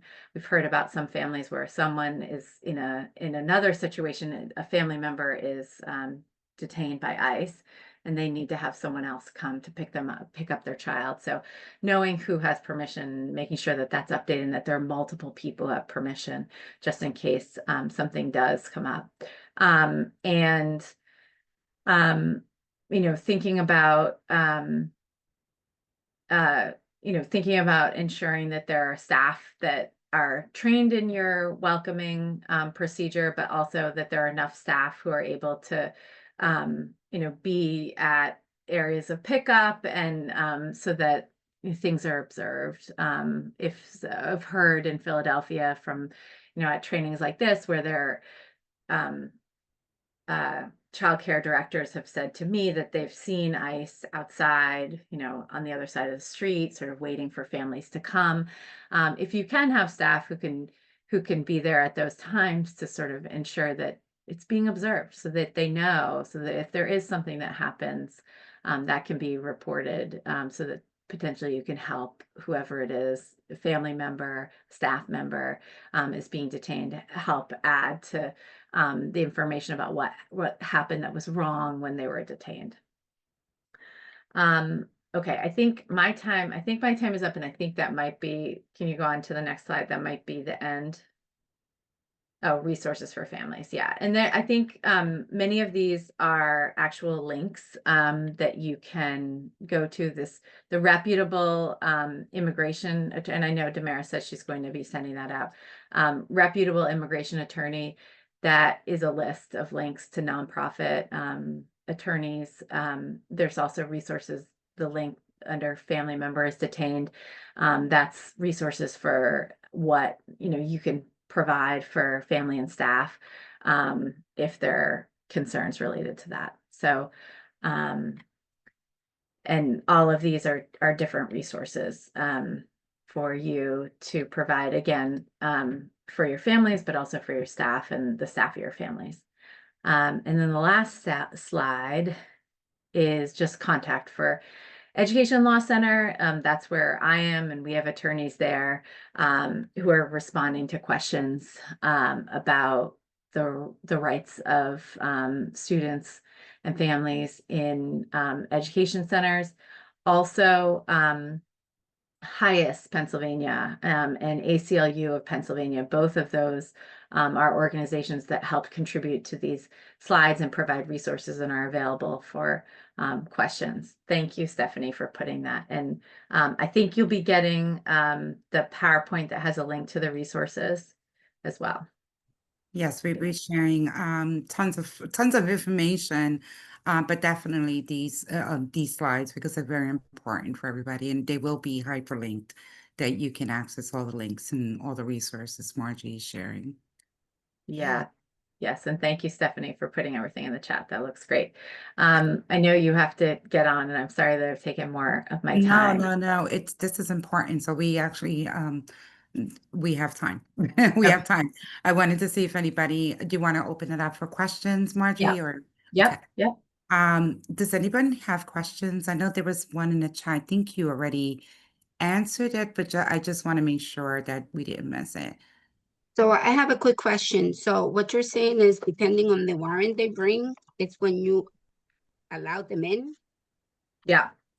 Yes, yes. So the judicial warrant is what's necessary for them to come into your center, because your childcare center is a non-public space. There's a presumption of privacy.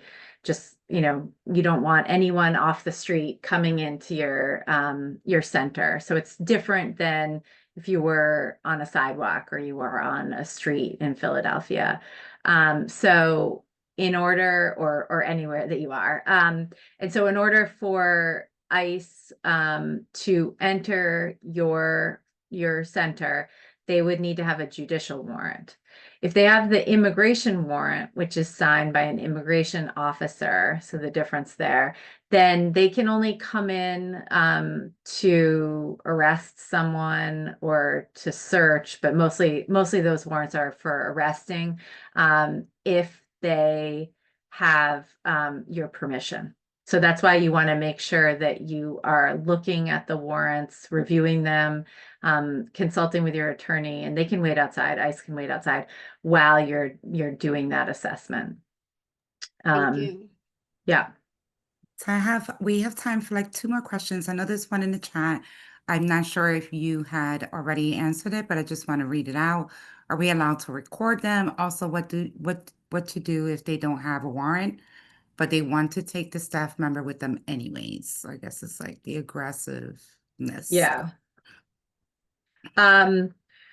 So if they don't have sorry, you can record them. I did say that earlier, but for those people who didn't hear, you can record them when they are executing a warrant. So moving forward, searching your facility in order to find the person, find whatever it is that the warrant allows them, you can. If they don't have a warrant, they don't have permission to enter your center.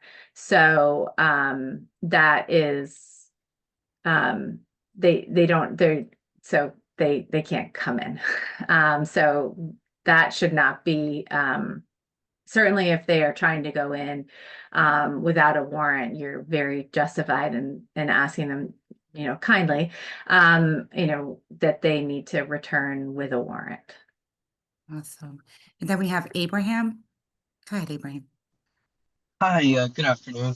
Thank you so much for the information that you were giving us. It's very helpful. My work is sort of around educative spaces within churches. And so I guess the main concern around these spaces is because like it is in a way considered like a public space, and there's like a concern of like agents coming in at any time. So we were just my question is like, do you have like a recommended protocol for like entrances and exits within these spaces? Yeah, that's a great question. I think there are probably others who have mixed use spaces where this may come up. So I think most, and maybe this is the case for you, Abraham, but there is some door, something that distinguishes from your, where the education is happening and where the church is, and putting up a sign. And I know I've seen some great ones around the city that childcares have put up, but something that's like, welcome, but this is a private space, like putting that on the door is fine. That then is the signal that we have an expectation that this is a private space beyond there. So that's probably what I would recommend. If for something more specific, consulting, again, if you don't have a lawyer, working to try and get one to give you that specific information about your facility. But with mixed use, what mixed use spaces, we're suggesting that a note be put on the door. Thank you. Thank you so much, Margie, for coming down, giving all this information, this guidance, the visuals, and all these resources to us. We really appreciate you. I think that, I took down so many notes. I was also in your call. I believe it's like this week sometime. I think it was Monday or last week where we were at 8 o'clock at night. I can't even remember where I'm at today, but I do know I got so much information. The role playing there was really great too. And I brought back, and I'm really excited. Well, I'm not really excited, but I'm happy to have, some type of resources so that way we can have next steps and what if, right? To be prepared. I'd much rather be proactive than reactive. So I really appreciate you coming down. And everyone, her Margie's information is on on the slides. I know a lot of people were asking if I was going to share them. Yes, I would be emailing them. And they'll also be posted on our website as well. So it's going to be here, or, I'm going to share them. Trust me. All right. Thank you so much, Great. Margie. Thank I you so much, appreciate you. Damaris, and thank you all for what you're doing, not just with this, but with educating our young learners. Thank you. Thank you. Thank you. Well, I would like to introduce Mandy Buceroni. She's attorney at law with immigration. Mandy. Thank you, Damaris. And You're welcome. Margie, thank you for laying such a great foundation for me to go into. As Damaris said, I'm an immigration attorney. I work with individuals as well as employers and helping them with immigration matters. I did see a question in the chat that wasn't answered, so I will start with that and then move on to some other stuff, which was, what if a parent is approached at home? Does it depend on a warrant as well? Yes, they still need a warrant in your home. Your home is considered a private place. And so when you open the door, is when you invite someone in, if you think about it in that sense. If you open the door to ICE, you are inviting them into your home. So be careful, when you answer the door, make sure you kind of screen who's at the door. You don't have to answer the door because, again, it's a private place. So following up on some of the talks that Margie was talking about from the standpoint, definitely have a protocol in place. I'm not going to talk about the Know Your Rights. There's plenty of resources out there, and resources and flyers, things of that. But as child care centers, you should definitely have a protocol in place. If any government official shows up at the facility, who is the top person to, the person answering the door may not be the person who should be talking to the government official. And so one of my big suggestions is kind of make an index card of your top 3 people of who should, if a government official walks in, the first person you call is 1 with their phone number, 2, and then 3, going down the list. And the reason I do advise this is when there are stressful situations, people sometimes freeze up or they forget what they're doing. And if we have a card and we don't have to think, it makes things a lot easier. So you want to have a protocol in place as to who they would speak to, and try not to, you should, as Margie said, definitely have an attorney and have an immigration attorney. You really, as business owners, you should have your team of attorneys per se. You have your corporate lawyer who deals with your business stuff. You might have a real estate lawyer who deals with real estate stuff, and your immigration lawyer who deals with your immigration matters. It should not be one person or one lawyer. We all have different specialties. We know different things, just like you wouldn't go to a heart surgeon to discuss your eyesight. It's the same thinking. So you want to kind of have your team of lawyers. And also, more importantly, make sure you know your immigration attorney is a lawyer and not a notario. There are a lot of notarios out there claiming to know legal advice and providing it, and many times providing wrong legal advice. So just making sure about that. I'll make sure I look at questions at the end, otherwise I'll get a little distracted here. But I do want to make sure, I'll make sure for questions, I'll leave time. So making sure you have your attorneys, and also do a little bit of research on your attorneys. There are good ones and there are bad ones, just like there are good businesses and bad businesses. So do your research and think about things, and give calls. Unfortunately, immigration lawyers right now, a lot of them are maxed out to capacity, so they may or may not have room for new clients. As far as your employees go as well, like if they do have immigration issues, you want to inform them to start working on their stuff and making sure that they're taking care of it. You don't want to get too involved because there can be some issues, which we could discuss at a later date about that. But you want to kind of try and separate the two if you can, because you don't want to always, you are their employer, even though you might have that personal relationship with a lot of them. So having protocols in place, knowing who to call and things of that nature. And you can even have a script for someone. Maybe the person who answers the door, letting people in for pickups and drop-offs, has no idea what they would say to a government official. And so you may want to, and again, they may freeze up and not say anything, or people get nervous and spew way too much information. So you might want, thank you. I will put you in contact with so and so, who is the owner, the director, whatever it is. If you could give me a moment, be cordial. And usually it's reciprocated. Hopefully it should be. I do want to talk about a different portion of immigration law that not everyone thinks about, but also deals with businesses, is I-9s and compliance. I-9s, for those of you who may not understand what I'm talking about, it's that document that employees are supposed to complete within 3 days of starting work. Everyone in the United States has to complete one if they are working for anyone. And it is to verify that that individual is authorized to work in the United States. Those documents should be kept, your I-9 should be kept separate from any HR files. You don't want them mixed together for various reasons. Homeland Security Investigations, HSI, is who comes out and does audits. They can show up at your door, at your facility. While they may look like ICE or scary like ICE too, they're not coming to arrest anyone. They are literally coming. They should show you a badge. They should identify themselves. And you'll want to get their information if they do show up, who they are. Most of the time, they'll have a card, ask for one. Do not hand anything over to them. Again, have a protocol in place. If HSI shows up, we're going to have them talk to Miss X, and she's in charge of anything corporate related.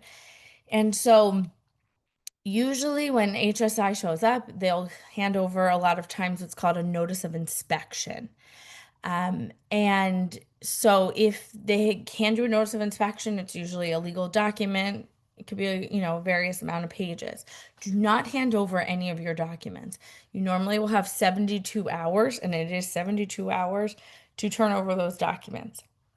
That's when it's really important that you call your immigration lawyer. Do not call your corporate lawyer, your real estate lawyer, tax lawyer, anyone else, because you will see them handing over the wrong information at times.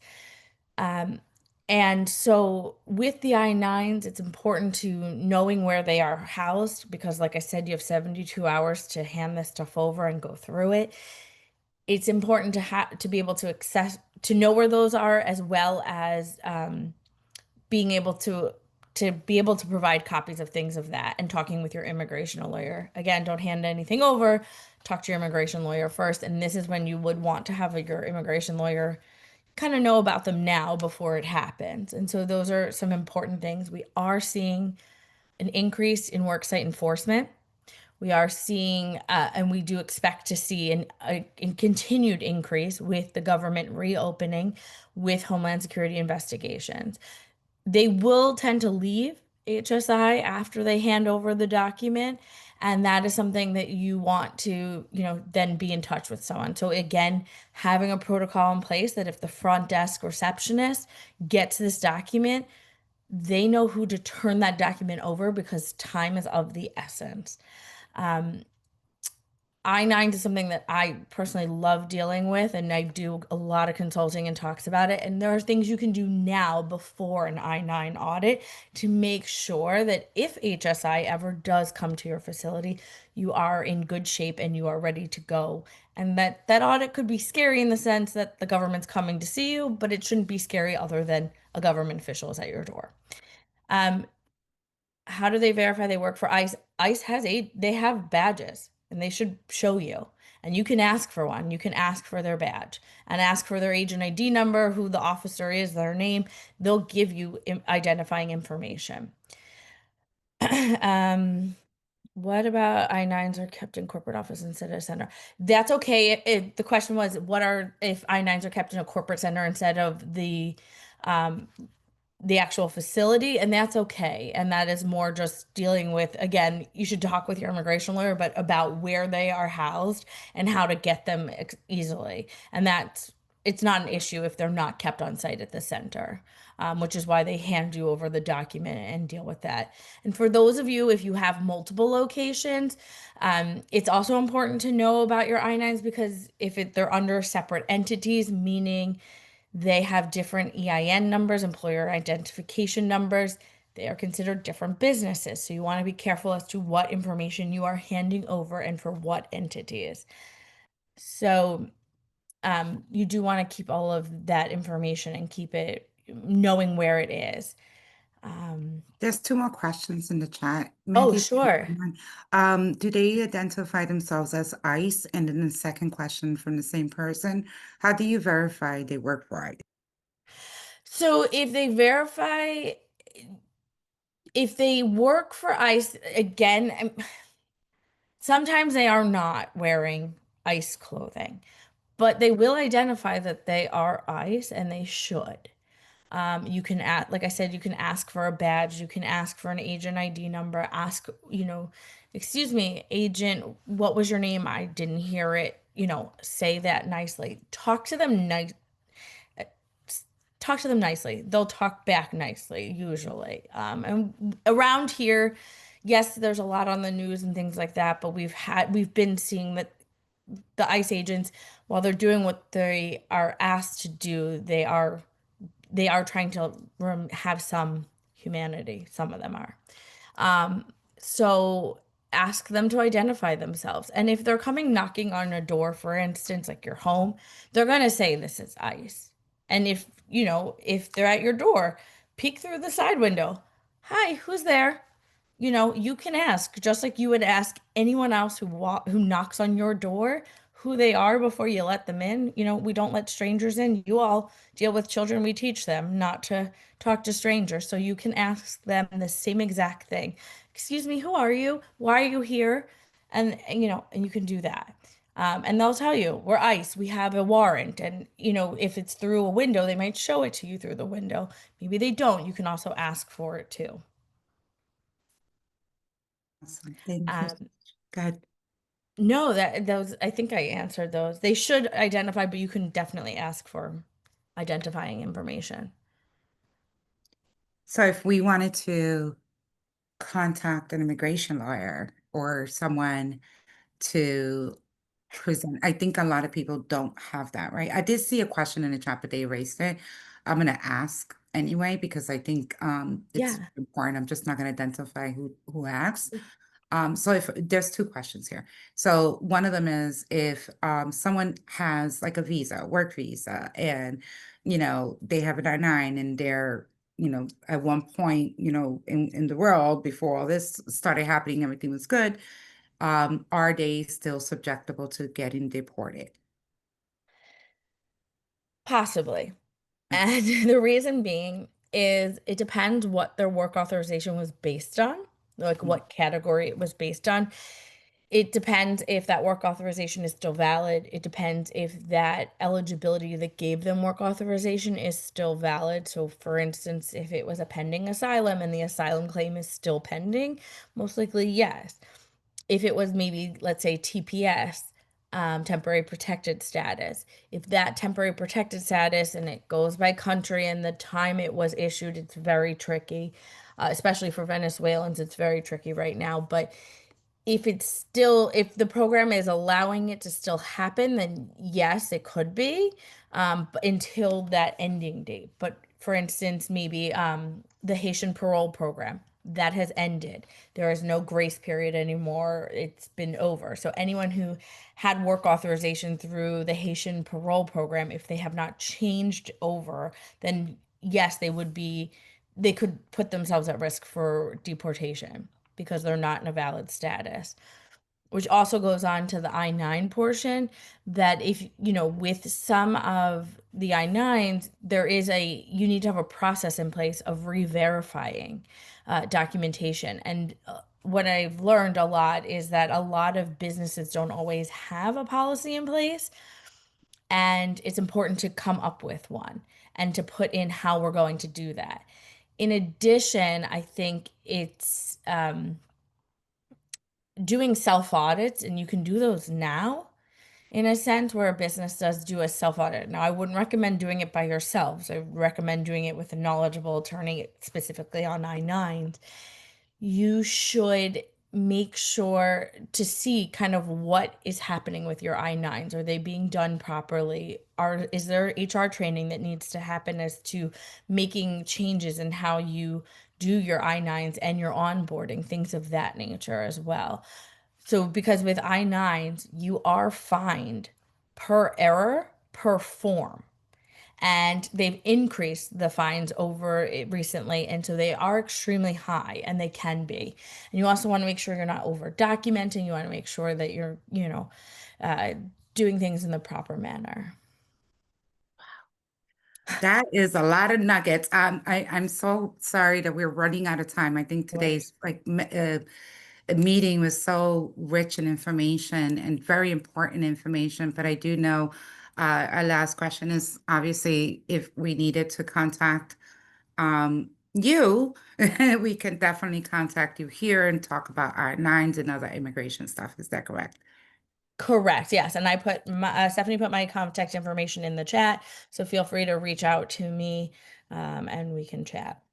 Thank you so much, Mandy. I appreciate Thank you. All right, we're going to run really quickly for this next 4 minutes into the LEJ stuff. And Stephanie is actually putting in some information on Mandy's slide as well. So that when we share it, it'll be there. I think I want to skip everything because I have access to you guys at all times, right? So I can actually put a lot of this information in our email. But I do want to just highlight the next 2 meetings that we're going to be having. So in January, we save the date. We can share all of this stuff via email. Yep, Sábado Gigante. We had a huge advocacy. One of our Sábado Gigante in-person meetings. It was amazing. You can see all the pictures of everybody was there. We did some really great public policy advocacy work. Our next session is education, financial literacy, and that's going to be on January 31st. So we'll send more information on how you can register for that. And then, Stephanie, if you could go straight into our next LEJ meeting. We are having CDA in English and Spanish. That's going to start in January. We'll share that in the email. Next slide, please. The pressure. Okay, next slide, please.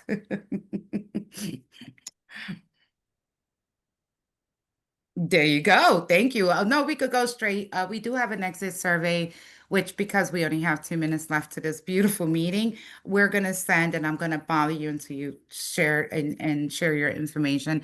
And we'll probably do it right after this meeting. So that way you guys could go back to your work. I know most of you are here during lunchtime. Next slide, please. And then I just want to take a moment to wish everybody Feliz Día de Acción, Happy Thanksgiving.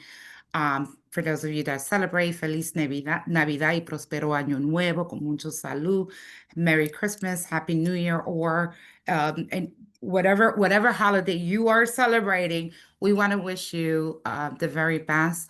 We hope that, we brought you as much information and resources that would be useful for you and your communities.